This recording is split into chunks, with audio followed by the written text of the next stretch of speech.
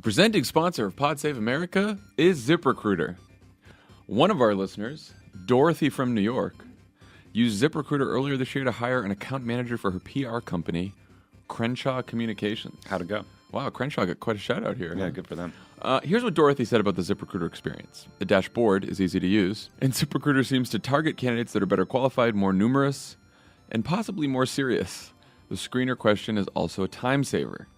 Dorothy liked ZipRecruiter's screener questions, which gives you the option to ask applicants custom questions. That way you can quickly identify the most relevant and qualified applicants, saving everyone time. We all like that. We do. ZipRecruiter also asked Dorothy who her favorite Pod Save America host was, and she said neither of the two people you're listening to right now, but Dan. You know, ZipRecruiter, we're human beings with feelings, with emotions. We're individuals. We like to feel valued and not ranked. Dan, because he's the most earnest and possibly the smartest. I mean, not possibly. He's definitely the Dan's smartest. pretty smart. And she said her least favorite is Love It. That didn't say that in the copy, but Love It's not here today, so that's what we're going with. See if he pays attention and listens to this pod. So, hiring listeners, are you going to be smart like Dorothy and use ZipRecruiter? Our listeners can try it for free by going to ZipRecruiter.com/crooked and be part of the pod's alumni like Dorothy. Just go to ZipRecruiter.com/crooked. That's ZipRecruiter.com/crooked. It is, like Dan, the smartest way to hire.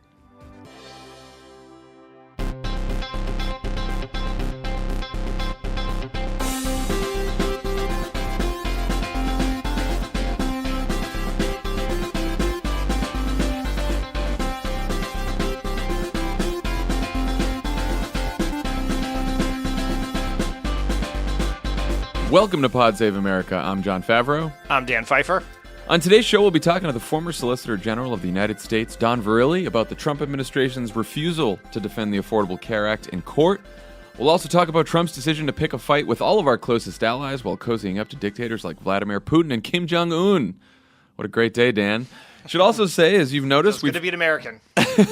we've switched pod hosts this week. John Lovett is on vacation. And on Thursday, our friend Ben Rhodes is in Los Angeles, so he will sub in as a co-host in studio with me and Tommy on Thursday's pod. And then Dan was flexible enough to make today work, so thank you, Dan. Welcome to the Monday pod. Happy to do it. How many days to the book release, Dan? We're about a week out, right? We are, by the time you hear this, we'll be 1 week out. And so I got a couple things to say about this. All right. First, you know the saying, practice makes perfect? Mm-hmm. That is apparently not true because I have been just hawking this book left and right on this podcast, and I have gotten no better at it because as many of you pointed out on Twitter, the last two times I have tried to pitch the book, I have failed to say the title, which is basically Book Pitching 101. So, the title of the book is Yes, We Still Can, Politics in the Age of Obama, Trump, and Twitter. So there you go. It's said. It makes it easier to find on Amazon, Barnes & Noble, IndieBound, and all of your other places where you can find the books. Second, last week we challenged people to get to 10,000 books pre-sold before release date. And I don't have final numbers yet, but based on the quote-unquote early vote of pre-sales, we are getting close, but we are not there yet. But if we keep it up, I think we can hit this goal by Tuesday, blow through it, and that is good because I get to go to New York and tell my publisher, I told you so, and more importantly, for everyone other than me, we get to write a slightly bigger check to our friends at Swing Left who have been wonderful partners in helping win the 2018 elections and in working with me on trying to leverage the book pre-sales to help the greater good here. So please buy the book. What's the book called? called? Do it before Tuesday. I think we can get to 10,000. Maybe we can get to 11 or 12,000 if we keep going at it. What's the book called, Dan? Yes, We Still Can. There we go. Politics in the Age of Obama, Trump, and Twitter. All right. Let's talk about the temper tantrum that Donald Trump and his senior staff threw at the G7 meeting in Canada, which is an annual global economic summit that includes all of our closest allies. Couple things happened. First, Trump told reporters on his way to the summit that Russia should be part of the G7 again. Specifically, he said, Russia should be in this meeting. Why are we having a meeting without Russia being in the meeting? And then he followed up later by saying, quote, something happened a while ago where Russia is no longer in. of course, he's right. It used to be the G8, but the something that Trump was referring to was Russia invading the sovereign nations of Georgia and then Ukraine in 2014, where Putin annexed Crimea, which, of course, was a violation of international law. Dan, what possible reason is there for Trump to say something like this, other than the one we all fear, which is that Vladimir Putin has some kind of leverage over our president? What kind of leverage would that be? I'm trying to think. What would Brian Butler say right now? Yeah, Brian would go Look. right to the P tape. Yeah, he would say that leverage is worth its weight in gold, if you will. So, I mean, I have no idea. I really have no idea other than he just feels more comfortable with Putin than with Merkel, Macron, Trudeau, Theresa May, or others. I think he feels pretty comfortable with his quote-unquote buddy Shinzo, the Prime Minister of Japan.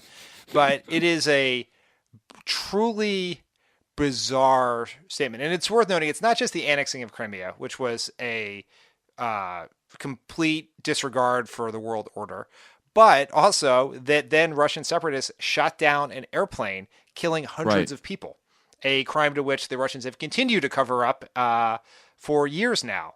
And the idea that we're going to go into this and just reward Putin. I did laugh when I heard him say that why would we have a meeting without the Russians? Which is exactly what Don Jr. would say. Also, they interfered in our fucking election. Oh yeah, And there they was probably- that. But for And they one probably reason, interfered in the Brexit campaign as well. I mean, it's just like, I mean, the only other thing I can think of if Putin doesn't have some kind of leverage over Trump, because again, I'm like, I don't want to go to the conspiracies. I want to try to really think this out. Like, maybe Trump is just trying to troll all of us because he knows everyone thinks he's too cozy with Putin, so he wants to say fuck you to everyone who believes that. I don't know, but it's like it would be one thing if he was the kind of president who wanted better relations with every country, and but then it's like, why didn't he say, why isn't China in the meeting? Why isn't Brazil in the meeting? Why isn't India in the meeting? Like, he didn't pick out other countries around the world who aren't part of the G7, who have gigantic economies, who could probably play a role in these kind of conversations. He only singled out Russia. Why the fuck would he do that? yeah, I guess the most generous explanation, which I do not believe, but I guess the most generous one would be Russia's here. They're playing an important role in the world. Some would argue for good. Most people would argue for ill. And it seems dumb to have all the other countries together, but not Russia. That's a bad reason because there have to be consequences for actions. And Russia has done nothing to try to get themselves back in the good graces of the G7.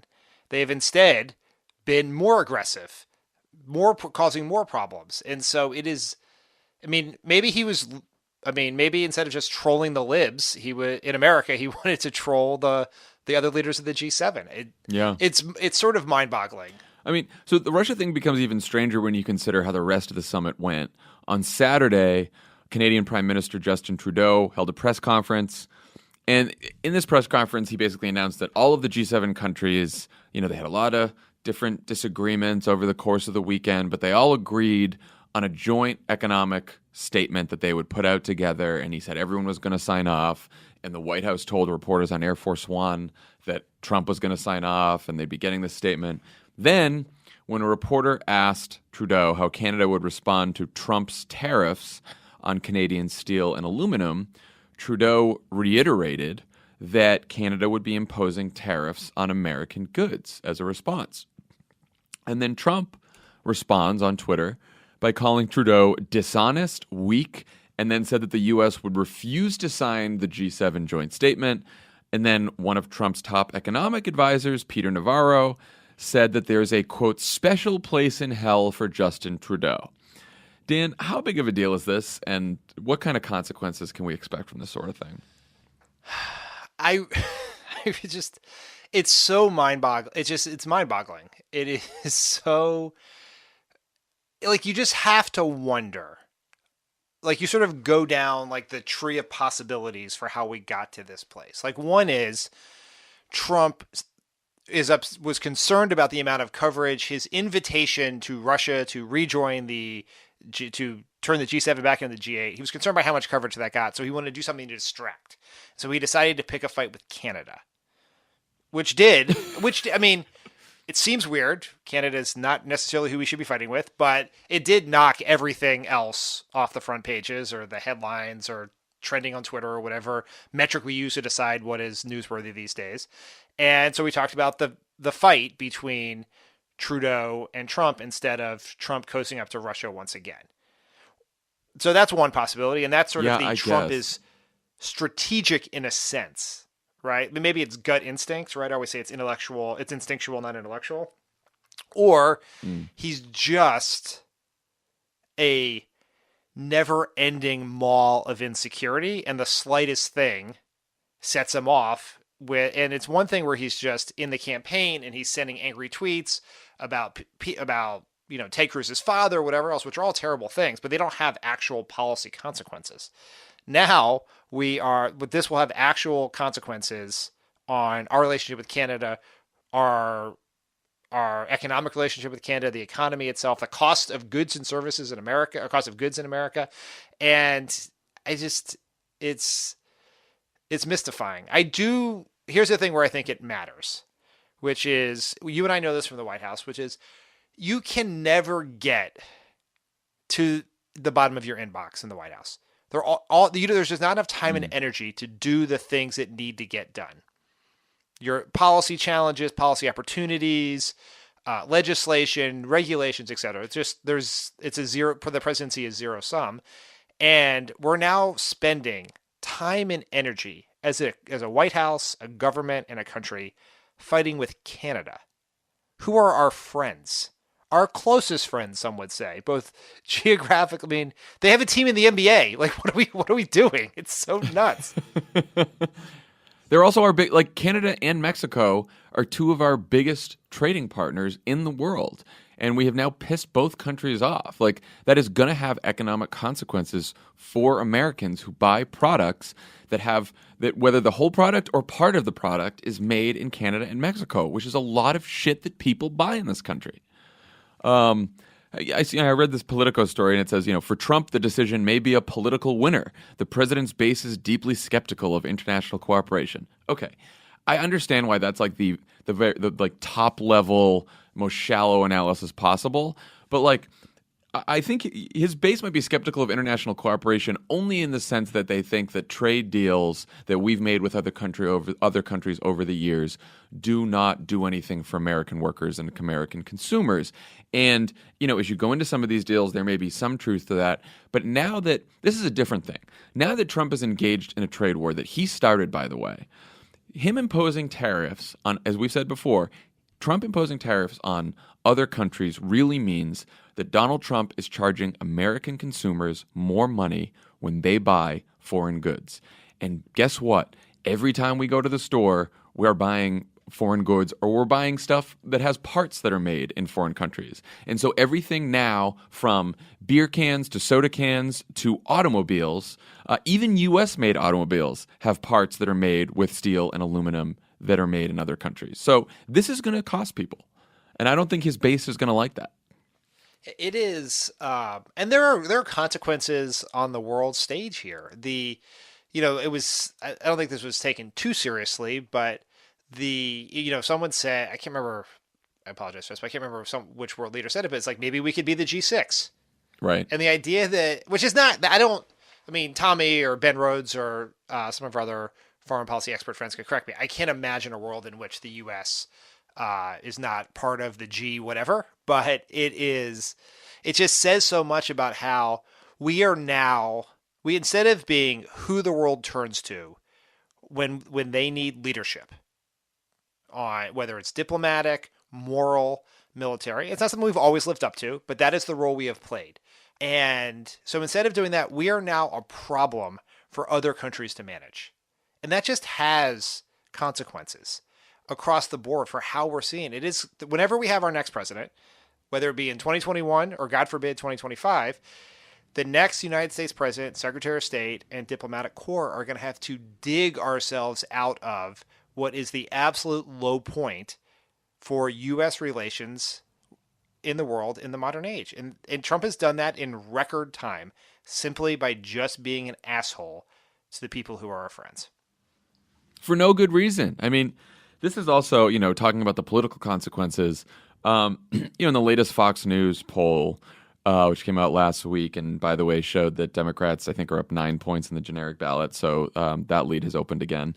But they have the main reasons that people approve of Trump, who approve of Trump, are sent. One of the main reasons is the economy's doing well. Well, the main reasons that people disapprove of Trump is that they don't think he's capable of doing the job, and they don't think he has a good temperament.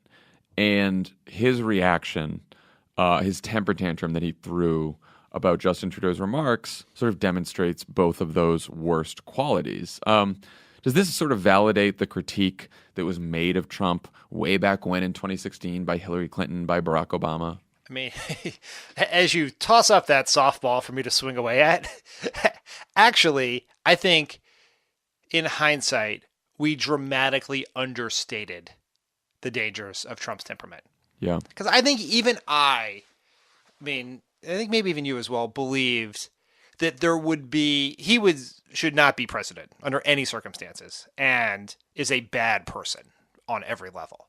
But that there would be some machinery of government and that would hem in some of the insanity, right? Like, Yeah. I really didn't think that in the same week we would be fighting with Justin Trudeau and picking up Kim Jong-un's hotel incidentals at a summit in Singapore. Like, it's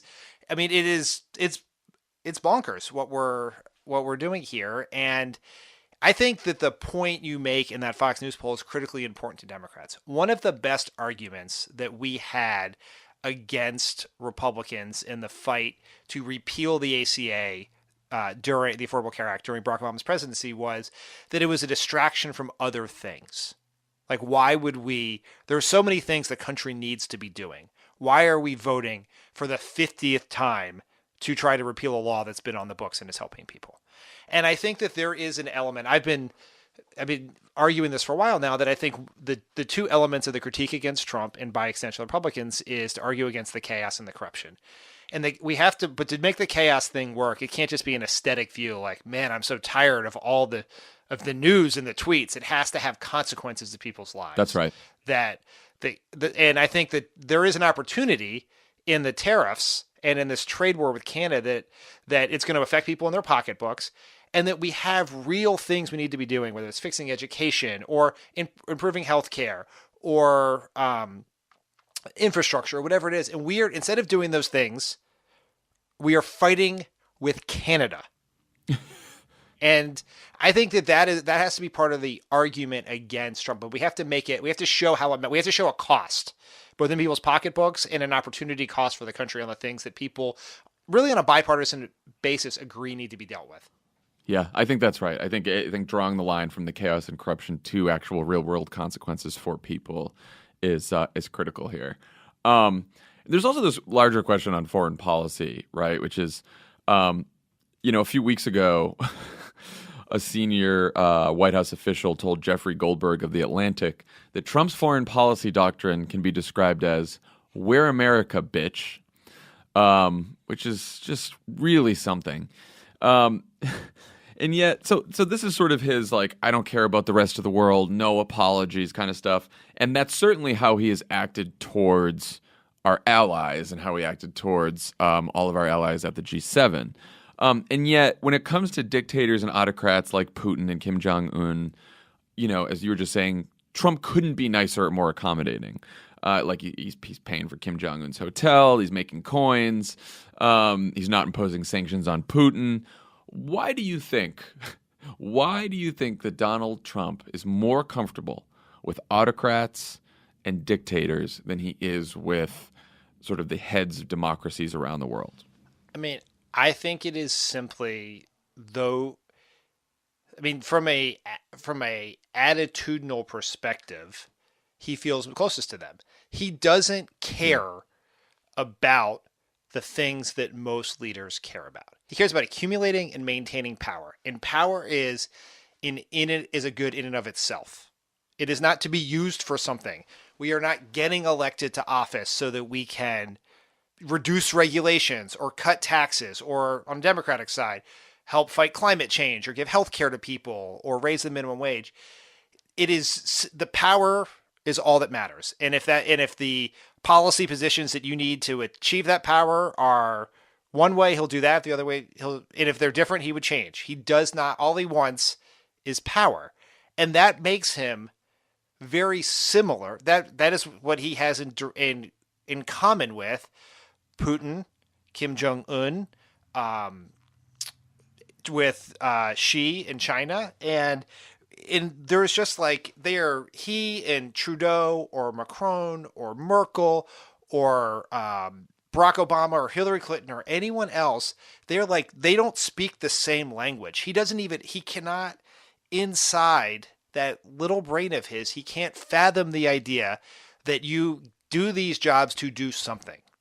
He does these jobs to have this job and keep it as long as possible. And that's because there is no, I mean, you see this in the fact that there is no coherent governing or policy ideology. He doesn't even know what to do. The reason that everything is about owning the libs and doing what Barack Obama does is because he has no other framework by which to make a decision. And so when I can't even imagine what the conversations are like with other world leaders, because they're not speaking, even though they're using translators, they're not speaking a language the other one understands. I also think it just comes down to the fact that he is lazy and ignorant and a narcissist. And democracy is messy. It requires compromise. It requires diplomacy. It requires not taking all the credit yourself and working with other people. It requires dealing with the media and the press, which also can be very critical. And all of these things that are required in democracy, which is really hard work, he doesn't want to have anything to do with that. He's used to being the head of his business and the head of his organization and snapping his fingers and getting everything he wants. And when he looks around the world and he sees Putin or sees the head of China or any of these autocrats, all they have to do is snap their fingers and something in their country gets done. And if they don't like their coverage, then they shut down the media because they have state-run media. Or like what Putin does, he, does something to journalists, kills journalists or at least, controls the media. And Trump sort of looks at that and he's like, man, that's probably a pretty good deal. And that's very dangerous. It's not like it may not be that he started off as this like sinister, dictator in waiting here where he's trying to like take over the world. But he's a lazy, ignorant narcissist and he wants everyone to do what he says. And democracy is not that. Democracy requires a lot of work. And so he looks at all these leaders that are trying to like work with other people and he's like, fuck that. I mean, there's all these reports that he went to the G7. He didn't want to go. He went late. He left early. He was falling asleep during some of the meetings. Like, he doesn't want to do any of this shit. He just wants to like snap his fingers, get stuff done and take the credit. Yeah, you hit on a really important point, which is other leaders of both parties in this country, and frankly, other parties in the traditional liberal democracies that make up the G7, they believe that the fundamentals of democracy are things worth protecting. Trump views them as simply annoyances that prevent him from doing what he wants to do. And so, he has, like, I sort of hate, it's like cheap to do that Trump's a fascist or he's an authoritarian, he's a dictator. Like, we're not living in an authoritarian government yet in the United States, but he has the approach. If he could, he would be an authoritarian because that's just, he doesn't care about democracy. And it is, it's not good. That's what it is. It's just simply not good. Yeah. And I do think though, what that requires is for Democrats and, whichever Republicans, if there are any out there want to join along, it requires a defense of democracy itself as we fight against Trump, And I do think that as we look towards the election, obviously, the economy has to come first and healthcare and all these issues. But what he's doing and what he's trying to fight against here is it's something larger. And it's a defense of, why democracy still is the best system of governance in the world, which is not something that we'd ever think we'd have to defend internally, at least not in our lifetime. But I do think that's necessary with Trump. And speaking of other Republicans, After this whole G7 debacle, Jeff Flake, Susan Collins, Ben Sass, John McCain, all the usual suspects, they all tweeted their disapproval of Trump's behavior and, of course, did nothing else. What else could some of these Republicans do if they wanted to actually do more than just tweet about it? The tweets make me so angry. It's like, don't even tweet. No, Just like, we're tired of your tweets. Sad tweets are the new thoughts and prayers from Republicans. And it is like they are in charge of committees. They could propose laws. They could have hearings. They could use subpoena power. They could call witnesses. They could ask for documents. They are a separate but equal branch of government. And so they have powers that extend beyond 280 characters of sadness. And so, I mean, but they don't, I mean, and some people say, well, Mitch McConnell won't let him do anything. Well, yeah, that's probably true because he's terrible. But you could still use your committee. You could try to do things. You could push legislation. You could work with Democrats. God fucking forbid. But you could work with Democrats to try to bring some of these bills to the floor because there will be majorities on some of these things. You could do a sense of the Senate saying Canada is our friend, not our enemy. And so, like, they have a set of tools. Like, let's be honest, the power of the executive, despite what the Constitution says, particularly in areas like foreign policy, exceed the ability of Congress in a lot of ways to try to hem it in. But there are things they can do to make an actual policy difference and raise holy hell beyond a tweet. And so, I mean, it is available to them. They just won't do it because it is a party of Trump supplicants now. That is what they are, because that is what they now believe to be the best politics. The only potential check on Donald Trump is a Democratic Congress. That is it. There are 0 Republicans who have shown that they are willing to check Trump at all, even the ones who are tweeting, because, like you said, the tweets don't matter anymore. It was one thing, like the first time Jeff Flake got up on the Senate floor and made a speech, or the first time that, Susan Collins did something. Then you thought, okay, maybe they're starting with the speech, maybe then they'll graduate to some real action. Now it's clear that these people don't want to do anything.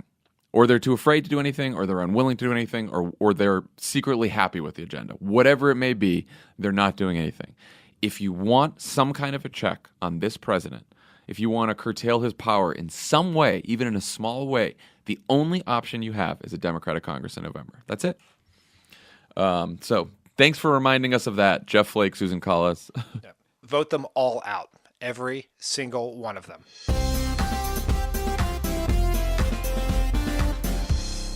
Pod Save America is brought to you by Tommy John.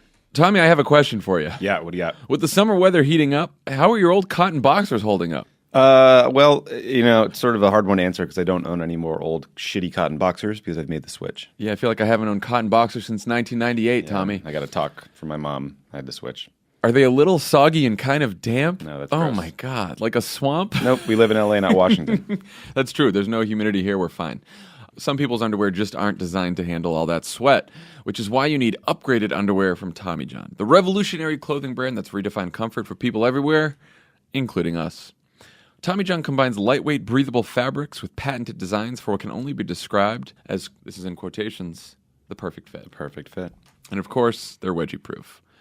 You'll never have to worry about that swampy feeling because Tommy John's moisture-wicking fabrics, Jesus Christ, pull perspiration right off your body. And their cool cotton fabric dries 4 to 5 times faster and keeps you 2 to 3 times cooler than traditional cotton. How do you think they quantified that, Tommy? Specific metrics right there. 4 to 5 times. Straight from the lab.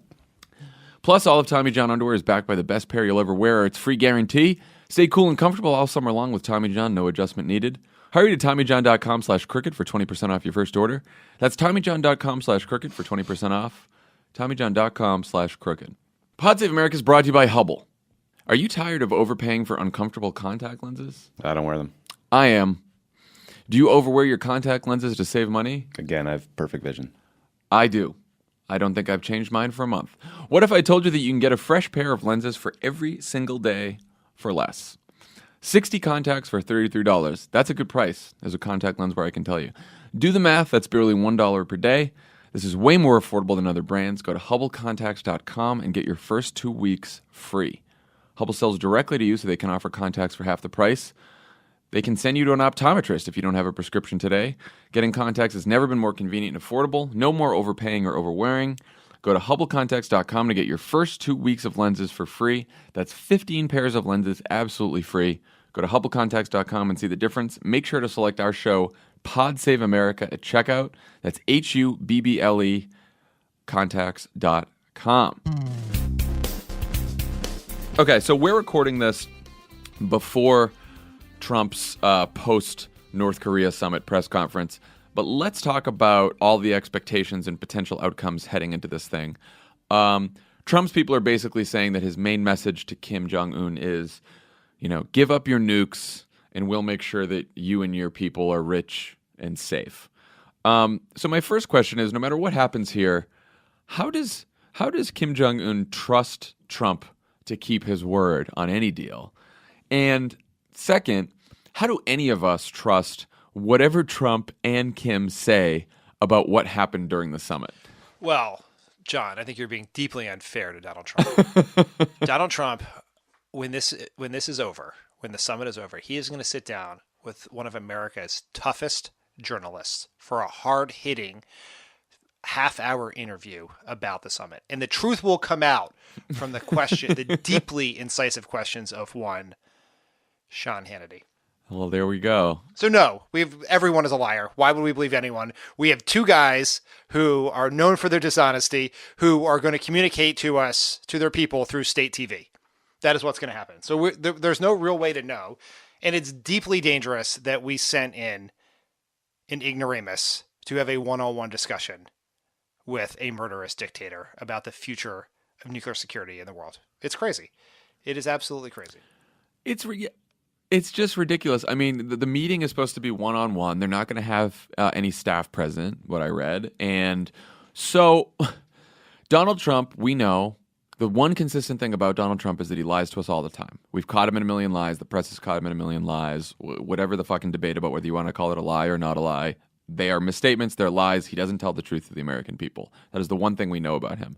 So whatever he has said in this press conference, which you all know by now, but we don't, we have no way of knowing if it's true. And we have no way of knowing if Kim Jong-un's story is true either, because he's also a liar. We have two liars meeting about the fate of the world and nuclear weapons, and then they're going to come out and they're going to give press conferences, and we're all going to pretend like this is going to tell us something about what happened? Why would we do that?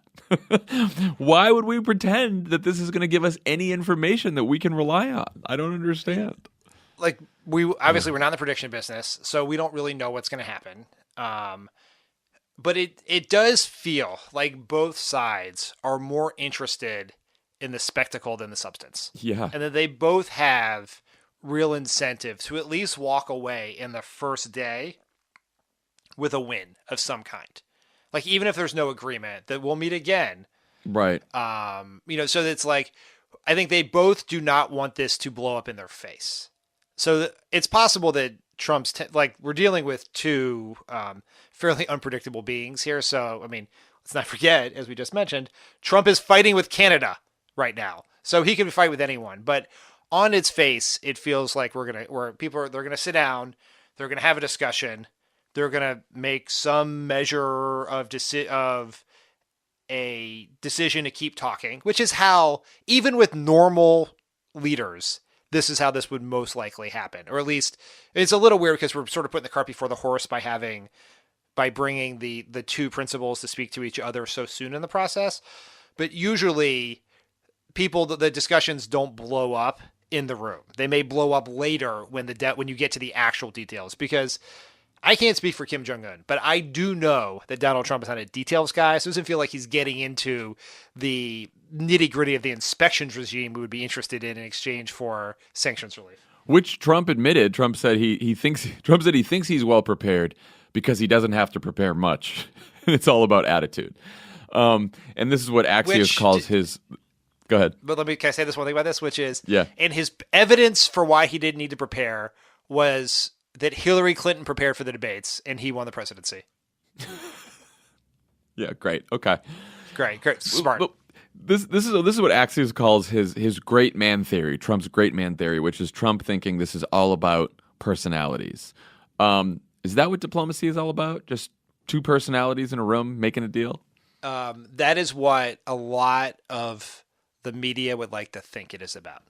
Yeah, which is why this plays to That- Trump's advantage, is because the media covers spectacle, and they cover individuals and personalities, and they do not do a good enough job covering like systemic conditions that lead to certain decisions being made. Yeah, we cover it like Shakespeare and not substance, right? So that's like we have to there has to be a narrative arc, and there has to be a protagonist and an antagonist and a hero's journey and all the other things you learn in creative writing 101. And what gets lost in that is as you point out, the broader forces that are the things that actually drive political sentiment and world events, as opposed to just two dudes in a room, which is how the Trump people are pitching this. Yeah. And we can look at that and say, okay, what brought Kim Jong-un to the table? Well, a couple of things.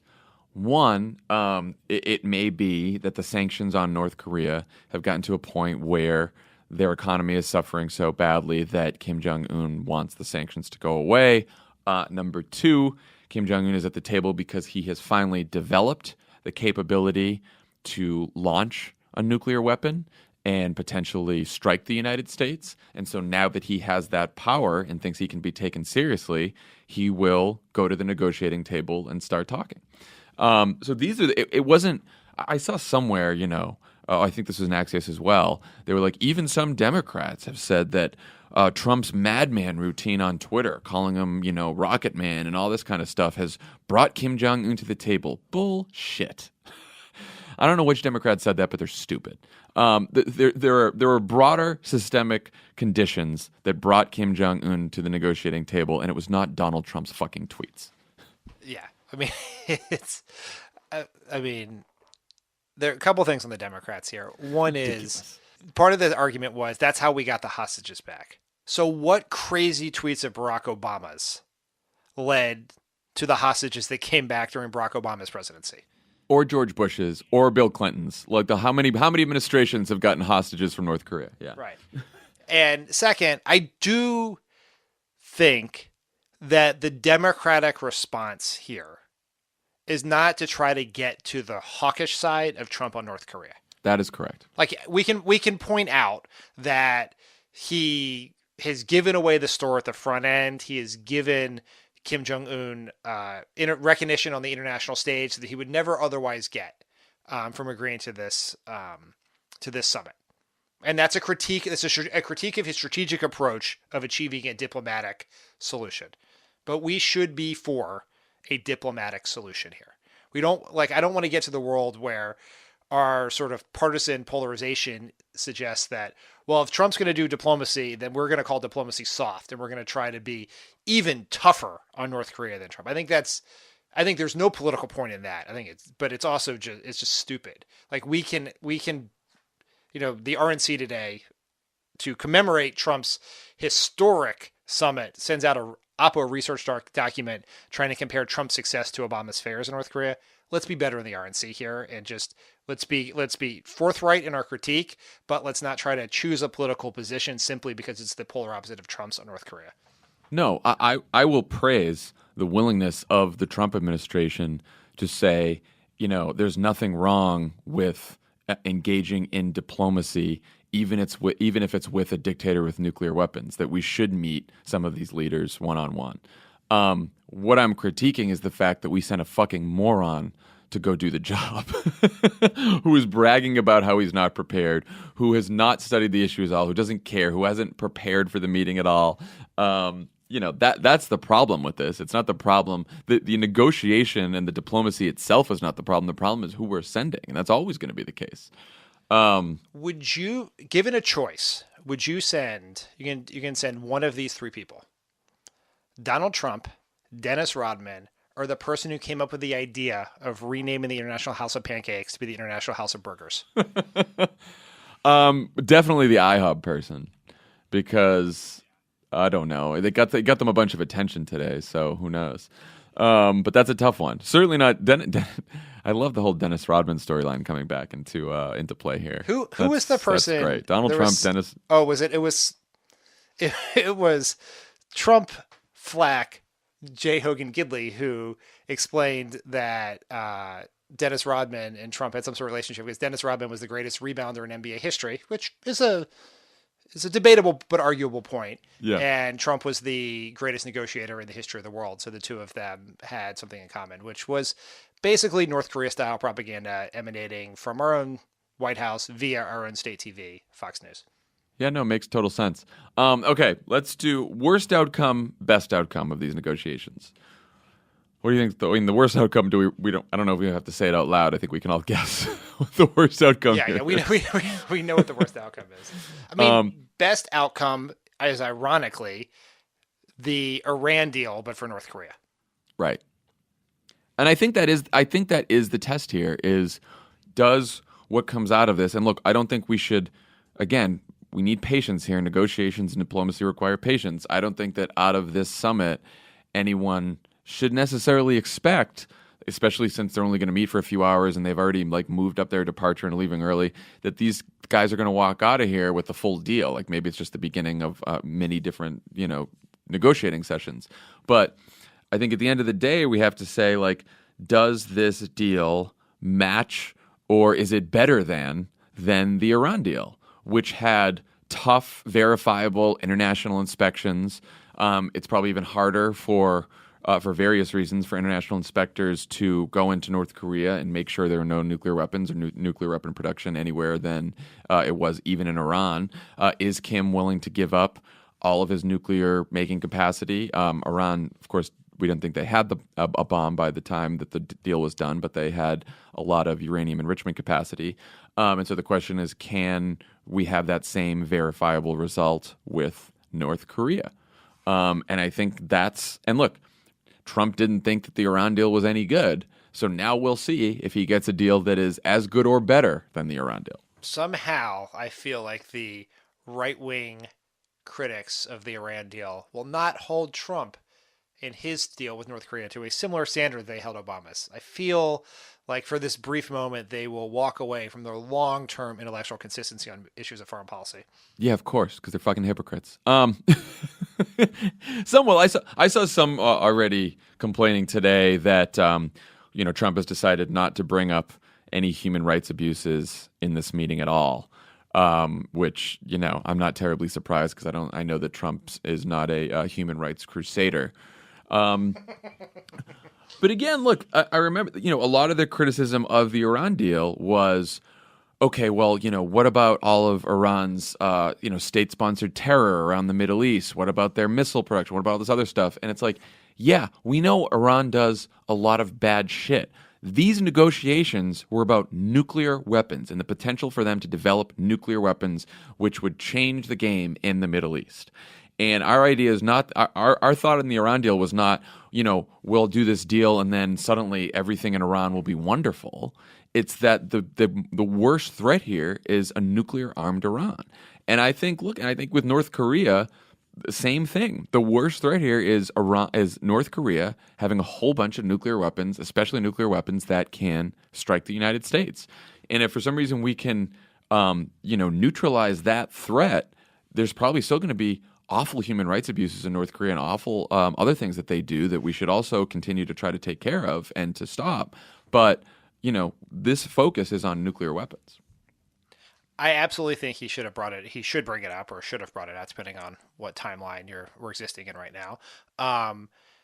It would be perfunctory at best, even with a different president who actually seemed to care about human rights. Right. But we should get the best deal we can that makes the world as safe as possible. And to your point, that's not going to solve all the problems in North Korea for sure.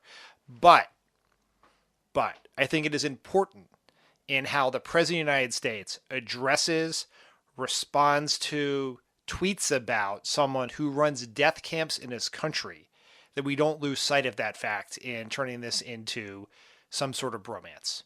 That's right. Right. Agreed. So I think like that should be, it won't be, but it should be in part of the context for how we discuss and how Trump discusses Kim Jong-un and the North Korean regime. When you walk out and say, he's a great guy, I respect him a lot, way better than Justin, like that has consequences It sends a message to human rights abusers in other authoritarian regimes all over the world. Right? We have to have, and I'm not for any way saying the Obama administration was perfect on this. We absolutely were not. But we need to value the idea of standing up for human rights. And if you're just going to give a real pat on the back and some Twitter plaudits to a guy who runs death camps and stars his country, that's a bad thing. And I think Trump should be criticized for that if and when he does that. Yeah, Kim Jong-un is not your BFF. All right, let's talk about some healthcare news. Last week, the Trump administration's Justice Department said it would no longer defend the Affordable Care Act in court, specifically the part of the law that protects up to 130 million Americans with pre-existing conditions from being denied coverage by insurance companies. The Justice Department took the position as part of a case in which Texas and 19 other conservative attorneys general are challenging the Affordable Care Act as unconstitutional. We are going to talk about what an unusual and dramatic step this is by the Justice Department with our guest, Don Verrilli, whose job it was to defend the ACA to the Supreme Court when he was Obama's Solicitor General. But I thought you and I should talk about sort of the political aspects of this story first. First of all, just another example of how unbelievably awful Jeff Sessions is as Attorney General. There was this decision that happened, I think this came out on Thursday night. Today, on Monday, Jeff Sessions, by the way, also decided that the United States will no longer grant asylum to victims of domestic violence or gang violence.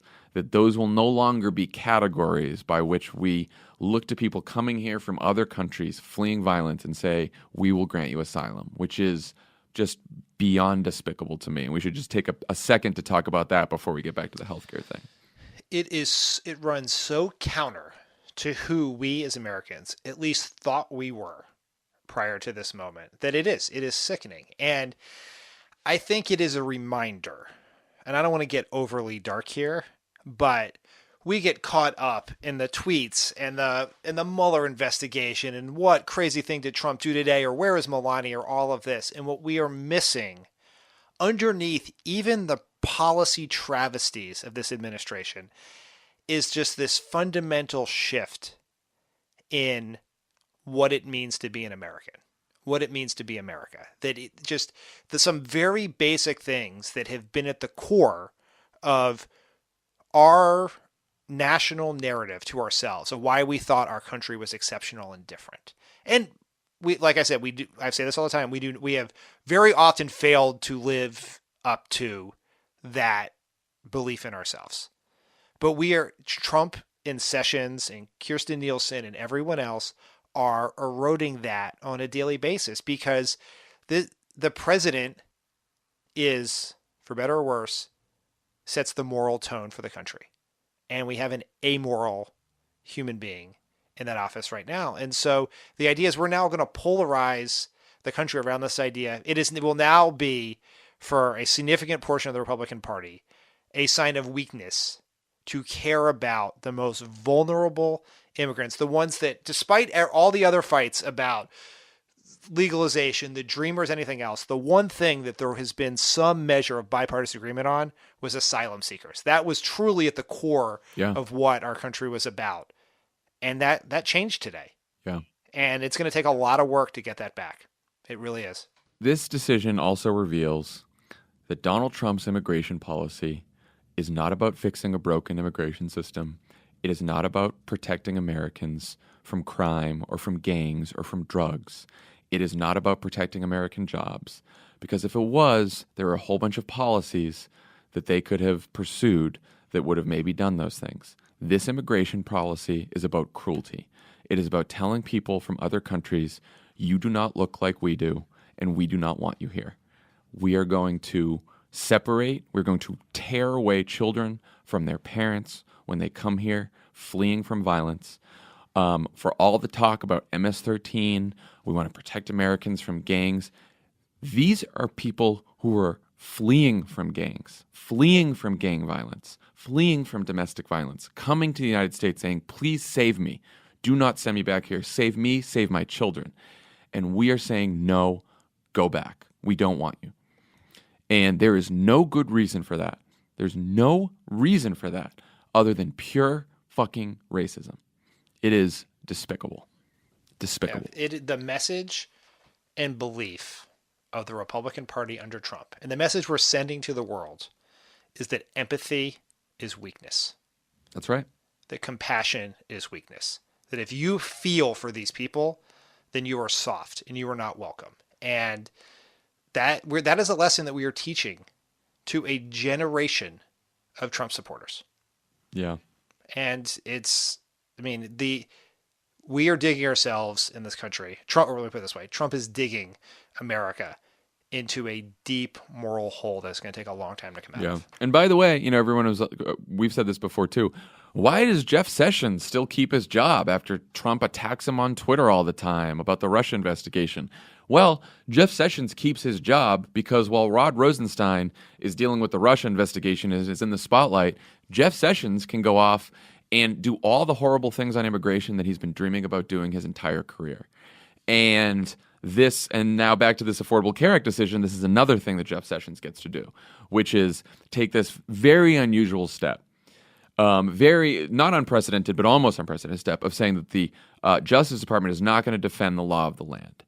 And I have to say, politically, last week we were talking about how to keep healthcare in the news, since it's the top issue for most voters.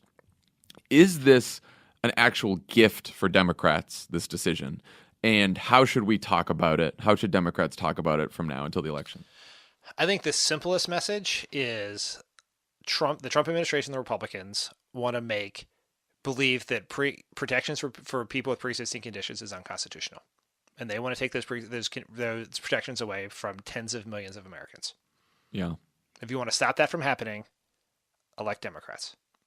Yeah. And look, that's a message that's not just going to be popular with Democratic voters or even independent voters, but Republican voters as well. I mean, Donald Trump himself, at the beginning, when he first became president, said, well, the pre-existing condition part of the law, I like that. That's good.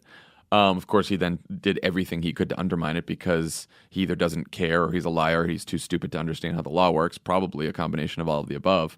But now you're right. His administration is on record saying that pre-existing conditions, they believe that the law that protects people with pre-existing conditions is unconstitutional, and they are siding with insurance companies that want to screw people over. That's where the Trump administration put themselves. And even Donald Trump, by the way, can't believe that this is politically smart because of all the things he talks about on Twitter, of all the comments he makes. He has not said a word about this. A word, because he knows how unpopular it is. But this is going to be one of those things where this is a gigantic, massively consequential thing. We're talking about it here. Our guest is going to talk about it. But it's also happened in the week of the summit, the week of the war with Canada of 2018. And it is going to be incumbent upon, we will do our part with our little microphones here. But Democrats are going to have to carry this message every single day in every way possible on the campaign trail. Paid media, earned media. And I think one of the tests will be, I can't remember if we talked about this last week, but Mitch McConnell and what would be a bit of massive but somewhat impressively strategic cynicism, canceled the August recess so the Democrats who need to go home and campaign cannot do so. And Senator Schumer and the Democrats said they were going to spend that time, they were going to make that healthcare month and spend that time talking about healthcare. So this will be the test. Can they leverage that month to draw attention and focus to healthcare? And I think that's the exact right approach to what's a pretty tough deal that McConnell's handed them. But it's that, like, they'll do that in August, and then you got to do it every day between now and Election Day. Yeah, that's smart of Schumer. And one more thing, we were also talking last week with Ron Klain about how the court should be a top issue for our base, for Democratic voters in 2018. Well, now we've seen how Trump and the Republicans are trying to use the courts to undo the Affordable Care Act. And we also had a ruling today from the Supreme Court that said the state of Ohio is allowed to purge voters from the voter rolls just because they haven't voted in a while, which is something that will disproportionately disenfranchise people of color, people who are poor, people who don't vote very often. And it is an awful decision. I saw Tim Miller on Twitter say, I'd love to hear the MAGA people or even conservatives actually try to defend why this is the right decision, to say it is okay for a state to take people who have registered to vote off the voter registration rolls just because they haven't voted in a couple of years. And I didn't see any good. I didn't see any good responses to Tim. I didn't see any good defenses there. It is just unbelievable. I had the answer, which was it helps them win. That's the true answer. There's no other argument. That's what this is about. Nothing more. Yeah. And look at this. If you don't think the court's important, you don't think this court is a big issue, we have one of these justices retire. We are going to have, and Trump gets to appoint a justice like Neil Gorsuch. This was a 5-4 decision today. It was down to 5-4. We get another justice like Gorsuch. Things like the Affordable Care Act are in jeopardy. Things like voter protections, voter enfranchise, voting rights are in jeopardy here. It is, Jeff Sessions and his Justice Department, they get to do whatever they want. It is a bad, bad combination, and people should very much care about this issue as we head into November. But now, when we come back, we will talk more about this, the decision of the Justice Department not to defend the Affordable Care Act, with a man who knows this issue very well, the former Solicitor General of the United States, Don Verrilli, when we come back.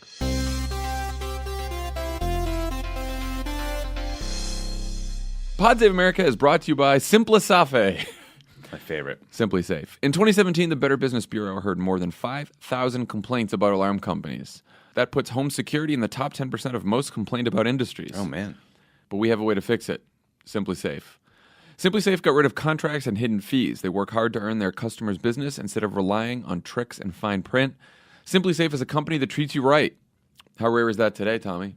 Very rare. I'd like to know what those other 9 companies are. I mean, It's a rough list. we'll call them out. No, we won't. I've known SimpliSafe for years. They're good people, at least since we started this podcast company. It's why they've got an A+ rating with the Better Business Bureau. A+, that's pretty good. You know that the guy from SimpliSafe patrols my home every night? He's really nice. That's really great. Bruce. His name is Bruce Safe. Good guy. SimpliSafe is what home security should be. You're getting the best protection, period. Learn more about SimpliSafe today at simplisafe.com/crookedmedia. That's simplisafe.com/crookedmedia to protect your home and family with an A+ home security system. simplisafe.com/crookedmedia. As always, Pod Save America is brought to you by the Cash App. The good folks at the Cash App. The good people at the Cash App. It's the fastest and easiest way to pay people back, Tom? Cash App is. And look, you download it, put in the code PodSafe, $5 goes to you, $5 goes to Moms Demand Action, which is helping reduce gun violence across America. And here's the best part of today's Cash App ad. What? You don't have to hear any stories about Spencer. No, I actually went to an escape room with Spencer last night. I was going to tell you. Spencer. He didn't make it out. Spencer's still in the escape room, so we don't have to pay him back with the Cash App. It's the fastest and easiest way to pay people back. Everyone is downloading it, so you should too. Put in the code PodSave, and there you go. On the pod today, we have the former Solicitor General of the United States, Don Verrilli. Don, welcome. It's great to be talking with you. How are you guys? We're good. We miss you. I miss you too. We're good, all things considered. I mean, Yeah, exactly. Right, exactly. Don, we wanted to bring you on to talk about the Justice Department's decision not to defend the Affordable Care Act in court. This is obviously a law that's been challenged many times before. You defended it before the Supreme Court in 2012. What was your first reaction when you heard that the current leadership of the Justice Department no longer wanted to defend critical sections of this law? Well, it was really sad. I try to be fair-minded and put myself in the other person's shoes and think, is there some way you can justify this? But got to say, I just don't see it. It's a job of the Justice Department, and it's the job of the Justice Department to defend statutes when they're attacked as constitutional, and we can talk about why. And it's really hard to see a good reason that would justify them deciding that they weren't going to step up and defend this law. Yeah, I was going to say, so how does it work when the Justice Department reaches this kind of decision to not defend a current law? What kind of precedent is there for this? How unusual is it? And, why is there sort of this precedent in place that, the Justice Department is supposed to defend laws even if the current administration doesn't necessarily agree with them? Right. Well, we can descend into legal wonkery, but basically it's a pretty common sense notion, which is that in our system, the Congress makes the law. And if you want to change the law, you go to Congress. So if a new president comes in, a new executive, and they don't like a law in the books, the answer is go to Congress and try to change it. And, of course, that's exactly what President Trump and the Republicans tried to do, and the Congress refused to repeal the ACA. The problem with not defending a law in court when someone's challenged it as constitutional is that there's a way in which you're really taking the law into your own hands and deciding that you're going to change the law by not defending it and allowing the courts to strike it down rather than going through the process under our Constitution that you're supposed to go through, which is having Congress pass a new law. So that's the basic principle. And there are some occasions on which the Justice Department won't defend a law, but they're very rare. And the basic standard that the Justice Department historically applies is the standard of whether there is a reasonable argument available to defend the law against a constitutional challenge. And if there is, then the Justice Department is supposed to defend the law. It's only when there isn't that the Justice Department goes in and says we can't defend the law. And so it has happened sometimes in our history, but it's very rare. And I think the real problem here is it's very hard to get to the conclusion that there's no reasonable argument to defend the law in the face of the challenge that Texas and these other states have brought. Don, I think this was before your time as Solicitor General, but I may have my timeline wrong. But how would you compare and contrast this to the decision of Barack Obama's DOJ to not defend sections of DOMA, the Defense of Marriage Act? Yeah, right. Everybody's bringing up that comparison now. And I wasn't yet SG, and I actually didn't play any part in the decision not to defend DOMA because the law firm I had worked for before going to the government brought one of the challenges to DOMA, and so was within 2 years of me coming in, and so I didn't participate in that decision. But I think I understand it pretty well, and I think I can explain the difference, and I think there are two really big differences. And the first one is this. That decision was made not to defend DOMA in 2011, and DOMA, of course, had been passed 15 years earlier. And there had been really important developments in those 15 years. One was, I think, as a society, we came to have an understanding that a law that we maybe thought in the mid-1990s was an acceptable law came to be understood as something that was totally unjustifiable discrimination against people for no good reason. And then equally importantly, maybe more importantly for this conversation, in 2003, the Supreme Court decided a case called Lawrence against Texas, which said that it was unconstitutional to criminalize consensual same-sex relationships and basically recognized the premise of constitutional dignity for gay and lesbian people. And so when you come to the question of whether there's a reasonable argument to defend the constitutionality of DOMA in 2011, you've got to take those developments into account. Contrast that with what we have here, the law that's allegedly unconstitutional, the law that zeroed out the tax payment you had to make if you didn't have health insurance under the ACA. That law was signed by this president just a few months ago. And presumably he didn't think the law was unconstitutional when he signed it into law, and there hasn't been any intervening change in the law or in society or in factual circumstances that's anything comparable to what happened with respect to DOMA. And then there's another point, too. Again, this is kind of a wonkish point, but I do think it's really important that even if you think that zeroing out the tax for not having insurance makes the mandate provision of the law unconstitutional standing alone, and even if you think there's no reasonable argument for that, that doesn't mean you bring the entire ACA down or you also wipe out the prohibition on discriminating against people with pre-existing conditions. The question under the law is whether Congress would have wanted those other provisions to survive, even if this invalid provision was found unconstitutional. And the answer to that seems to me to be blazingly obvious, because the Congress in 2017, it zeroed out the tax, but it left all the rest of the law in place. And, that's not an ideological thing. That's just a neutral principle that Justice Department's supposed to apply and courts are supposed to apply in adjudicating these cases. It says that, you try to respect the intent of Congress as the body in our system that makes laws, and you preserve as much of the law as you can preserve, consistent with holding the other provision unconstitutional. That's exactly what happened in the ACA itself with the decision of Chief Justice Roberts about Medicaid and the Medicaid expansion in 2012. Remember, he struck down the mandatory character of that. He said that Congress couldn't require every state to adopt the Medicaid expansion.